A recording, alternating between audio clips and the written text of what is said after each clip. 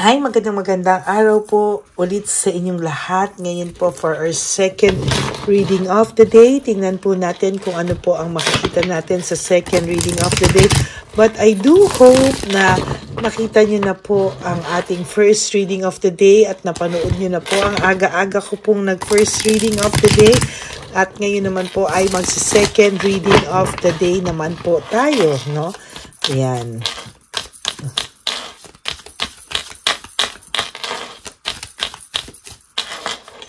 Ayan, balasahin po natin maigi. At tayo po ay magsa-second reading of the day.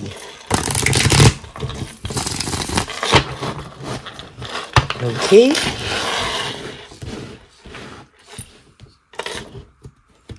Okay, 1, 2, 3, 4, 5, 6, 7, 8, 9, and 10.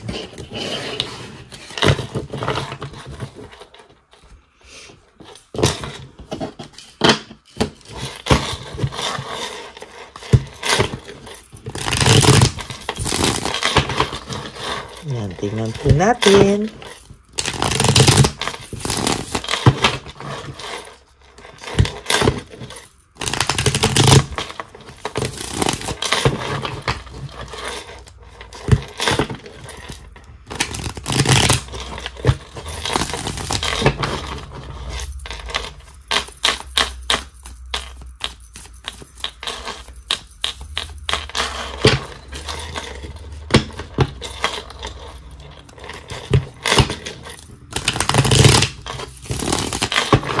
Ano po kaya ang makikita natin sa second reading of the day today?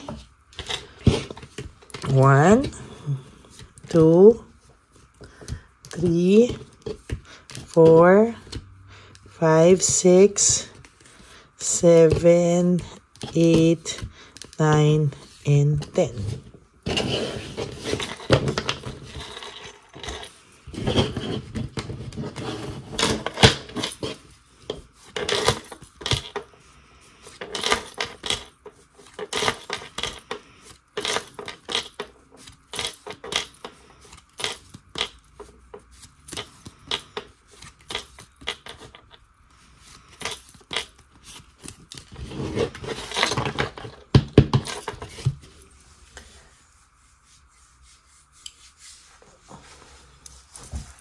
Okay. There is home celebration for you, no? Meron pong mangyayaring magandang celebration sa inyo na kung saan po ay makakalimot ka muna po ng konting problema, no? Ang sa nakikita ko po dito, pag nakakita po ang iyong third party at ang inyong person na masaya kayo, magagalaiti po talaga ang inyong third party. As a matter of fact, sa nakikita ko po ngayon, very, very gigil po, ano, ayan, no?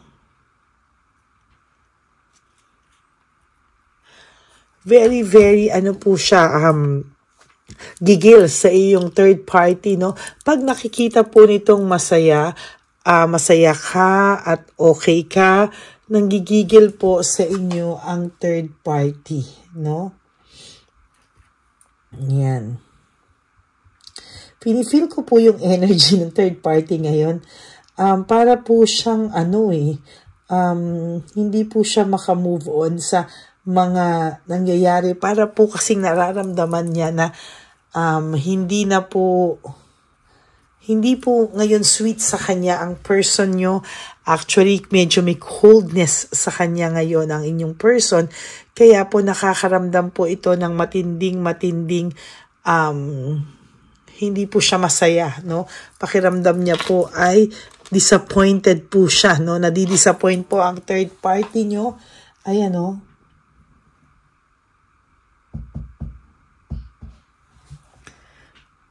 Talaga pong sa nakikita ko ngayon sa taong ito ay gusto ka pong gilitan ng leeg, no? Disappointed po siya. Ikaw po ang sinisisi niya, oh.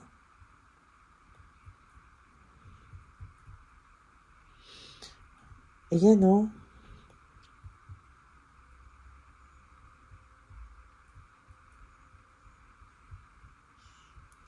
So, totoo lang po sa nangyayari po ngayon, disappointed po siya kasi hindi niya po makuha 100% yung attention o yung sweetness ng inyong person, no? Talagang siya po ay gigil na gigil sa'yo, no? Kasi pinagbibintangan niya po na ikaw pa rin ang may sala, no? Sa lahat. Very dissatisfied po ang third party nyo ngayon. And lack of inner joy. Hindi na po siya kinikilig. Visit na po siya. And sa nakikita ko, talagang hindi po siya titigil, no? Talagang ini-stalk ka po nito. Binibwisit niya po ang sarili niya. Nakakatawa po siya, no? Bisit na bisit po siya at hindi niya po alam kung paano niya po gagawin yung mga bagay sa ngayon. No? Talaga pong sa nakikita ko sa kanya is wala siyang nararamdamang saya. No? Very disappointed siya. Dissatisfied siya, lack of inner joy. Sa nakikita ko po, medyo hindi po ganon kasaya ang buhay ng taong to. Nabubuhay lang po ang taong to sa pag-i-stalk po sa'yo. No? Nakakatawa kasi yan lang po ang kaya niyang gawin. No? Napaka-careless din po ng taong ito. No? Hindi niya po pinag-iisipan yung mga bagay-bagay sa kanya. Kaya most of the time siya po ay nababaliktad, no? Imbis po sumaya siya, ay lalo po siyang nalulungkot.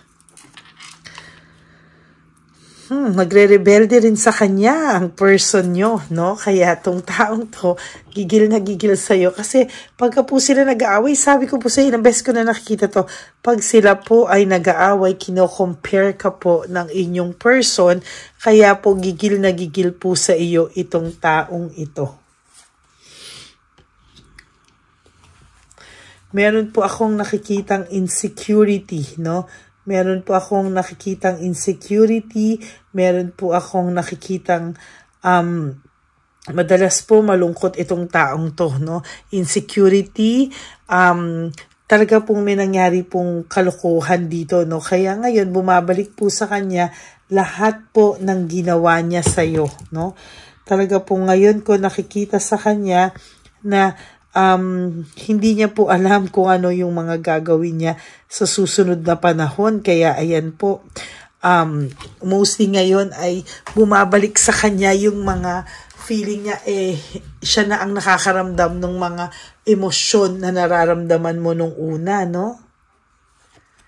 Ayan. Meron din po akong lack of balance dito, no, na nakikita. Hindi niya po malaman-laman kung ano po ang gagawin niya na diskarte para po maibalik po sa kanya ang lahat po ng kaswitan ng person mo. Parang wala na pong nangyari. Para na po siyang na bumalik sa kanya yung mga, parang nakakarma na po ang third party nyo, no? Para pong hindi na rin po ganon ka-open sa kanya yung inyong person, para na pong nako-confuse, para na pong nako-confuse ang person nyo, may nangyayari na rin sa kanilang gulo, chaos, no, brutality, baka po nagkasakitan na po ito, no, at talagang hindi lang po through words, baka nga po nasaktan na rin po ito through actions, no, ayan po sinasabi ko. At sa nakikita ko din po dito ay may gusto pong lumapit sa'yo, no, maybe your person is meron siyang hope and medyo may despair siya, no? Reaching out. He wants to reach out to you. He wants to make sure na, ayan po, malungkot po ang taong ito sa ngayon, no? Gusto niya po ng bagong mundo, no? Gusto niya po ng bagong pagkakaabalahan. Para pong naiirita na rin po siya dito sa person niyo at hindi niya po alam kung bakit, no? Panay bad luck po ang nangyayari. Panay bad luck po ang nangyayari at wala po siyang control, no? Panay po karma ang nangyayari sa kanila ngayon at wala po siyang control sa mga bagay ngayon, no? Gusto man po niyang tanggihan, iwasan tong karma na to, pero hindi po niya, wala po silang control. Kumbaga tuloy-tuloy lang po ang pagpasok ng karma sa kanila. Ito po ay sanhi ng pag-iwan sa'yo, pagloko sa'yo, at patuloy na paglayo at paninira pa po sa'yo ng mga taong ito, no? yan po ay bumabalik po sa kanila, no? Hindi mo man po ito talagang disconnected din po sa nakikita ko din ngayon talaga. There is disconnectedness, no? Disconnected po sila ngayon sa isa't isa. Wala po silang pagbabago, no, na nakikita dito. Panay po kasamaan lang yung nangyayari o kamalasan yung nangyayari po sa kanila, no? Sila po ang gumawa niyan sa sarili nila. There is entrapment, self-victimization. Sila po ang gumawa niyan sa sarili nila. Lagi po sila ngayon may group conflict, kung nakikita nyo, no? Yan po, panay po sila group conflict, talagang visit din po sila sa kanilang mga sarili sa mga oras ngayon. Ayan, no? Hindi po nila alam kung anong gagawin niya. And as a matter of fact, yung person mo po ay nagse-self-pity, no? Nagse-self-pity at sa nakikita ko po ay hindi po ito difficult decision. Hindi rin po makapag-desisyon yung person mo. Kaya po sa totoo lang po, yung self-pity po niya, lalo po siyang nagkakaroon ng loss, ng grief, because hindi po siya makapag-decide ano yung tamang gawin sa ngayon. Ano? And sa nakikita ko po dito ay may fear, sadness, and loneliness akong nakikita dito sa taong ito, no? Lalo na po pag nababalitaan niyang masaya ka na, maayos ka na, nakakakita po ako ng fear and loneliness, no? Sadness, fear, loneliness. There is also this emptiness and emotional loss. Empty po yung pakiramdam nito. At sa totoo lang po, hindi niya na po alam kung ano po ang dadatnan niya sa mga susunod na panahon, kung patuloy pong mawawalan din siya ng gana at mawawalan na siya talaga ng gana, mawawalan na siya ng feelings dito sa third party nyo, ay yan po ang pinoproblema din ng third party nyo. Okay? So that's it for your second reading of the day. I hope na naka-resonate kayo. And if you do, can you please give me a like and comment down below para naman po alam ko kung ano po ang mga comments nyo. At babasahin ko po yan sa ating comment section. And for those of you who would like to have a private reading with me, you can message me po at Ladyly Elena, that's Ladyly Elena. Nasa dulo po yan ng ating video. Diyan nyo lang po ako makokontak. That's my only official and legit FB account. Ayan, maraming salamat po sa inyong lahat. And for those of you who would like to give me a super thanks for this video, I would really appreciate that from the bottom of my heart. Lalo na po, no, na malapit na rin po ang ating One Love a Day Christmas edition for our dear lolos and lolas, for our street elderly, mga lolos at lolas na pinabayaan po ng kanilang mga anak sa daan. Yan, maraming pong salamat sa inyong lahat. And thank you din po for not skipping ads. Tulong nyo na po yan sa ating channel. Kaya ako po ay nagpapasalamat. Maraming salamat po sa inyo from the bottom of my heart na hindi kayo nag-i-skip ng ads. And to my ever loyal and solid Lady Elena friends, family, and subscribers, I love you all from the bottom of my heart. At hindi ko po kayo pababayaan. Kahit nasang lupalo po ako ng mundo, ako po ay magbibigay sa inyo ng message of the day. At talagang reading of the day, no? Hindi ko po kayo pababayaan dyan. And ang lagi ko rin po sa inyong bilin is to live one day at a time. You wake up po, do 3 things that will make you happy for this day.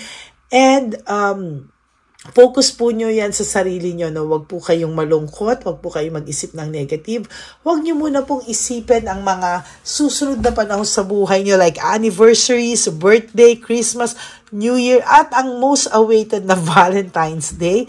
Hayaan nyo lang po sila at mag-focus lang po kayo sa araw na to at matulog po kayo, and tomorrow is another day. Do the same thing, and eventually, if you do this every single day, you will realize po na nakasurvive ka na pala, no? And of course, life is too short. Don't make it shorter by stressing yourself from all the pains and heartaches na binigay sa inyo ng kahapon. Just surrender everything to the divine universe and just let go and let God write your life and love story. Ang bilis ko po magsalita, no? I will be back for another set of reading. Wag po kayong malulungkot. Ako po ay magbabalik for another set of reading. Kung kaya ko pa po ng third reading, pero kung hindi na, bukas na po ulit, ako po ay magbibigay ng first, second reading. And of course, dyan na po yung ating wish incenso. And pwede na po kayong mag-wish dyan. At tapusin nyo po yung video para mas effective po, no? At dibdibin nyo po yan. Tumingin lang po kayo dyan as if siya yung kinakausap nyo. At talaga po, sinasabi, papasok po kayo sa isip niya at somehow maiiyak siya sa mga kalokohang ginawa niya sa iyo. Andyan po ang wishing candles and incenso. Nilabas ko po ulit yan kanina. Okay? God bless you everyone and I love you all from the bottom of my heart. God bless you all and I will all see you again on my next reading. Bye!